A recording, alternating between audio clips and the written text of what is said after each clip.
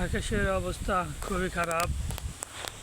বৃষ্টি হবে, এখনো বৃষ্টি হয় নাই, তো দ্রুতই বৃষ্টি হয়ে যাবে।